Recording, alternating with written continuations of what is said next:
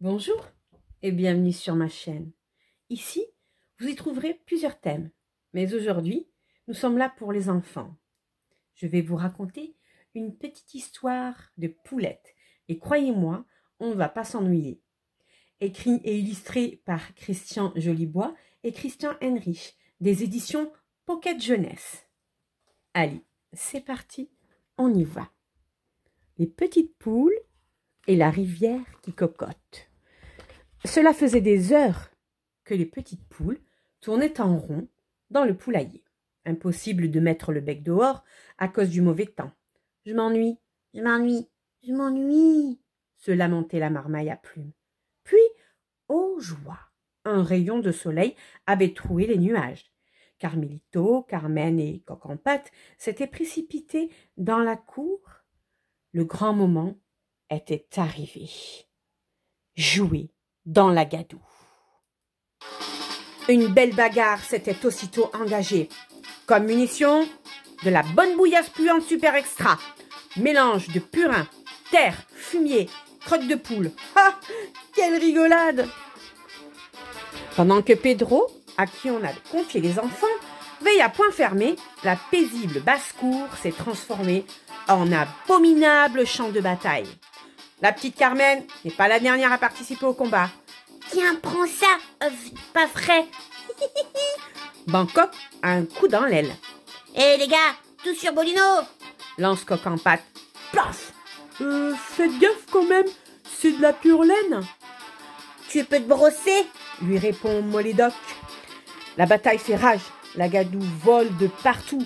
Les furieux combattants n'ont plus qu'une seule plume de propre. Personne ne se reconnaît. Le bonheur est à son comble. Pendant ce temps, Piticoq, Carmela et des centaines de poules se dirigent vers le château de Gargantua, le seigneur de ces lieux. Gargantua, vous connaissez? Le gentil géant doit bientôt partir à Paris faire ses études. Pour fêter l'événement, les poules de tous les poulaillers du pays ont décidé de lui cuisiner une omelette. Une omelette gigantesque de 15 000 œufs à la saucisse et à la fraise. Bien baveuse, s'il vous plaît, mes amis, supplie le jeune gourmand en se pourléchant les baligouins. Au poulailler, les cris et les rires des petites poules ont fini par réveiller Pedro. Oh, les enfants, mais dans quel état vous vous êtes mis? Quand vos parents seront de retour, ils vont en faire une tête. Allez vite vous tremper à la rivière, bande de petits gluants. Je vous donne 5 minutes pour revenir blanc comme neige. Les trois lourdeaux, Coq-en-pâte, Bangkok et Molédoc, se précipitent en écartant avec délicatesse leurs copains. Nous d'abord, laissez-nous passer, dégagez, bande de minus. Tous les autres bagarreurs se sont brusquement arrêtés et se bouchent le nez. Burk, oh, mais ça pue la peste cette rivière. Carmen, Carmélito et leurs copains Bellino préfèrent aller se laver dans l'abreuvoir de la basse-cour. « On n'est pas bien là? À la fraîche, décontracté ?» apprécie le petit bélier. « fait la p'tiote. Barboter dans l'eau limpide, quel régal !»« Vous entendez ces cris ?» s'étonne soudain Carmélito. « Ce sont les poulettes. Cocotte, cul de poule, vient poule, coquillinette, pied de poule, poulet d'oc et Liverpool qui reviennent de la rivière en glapissant.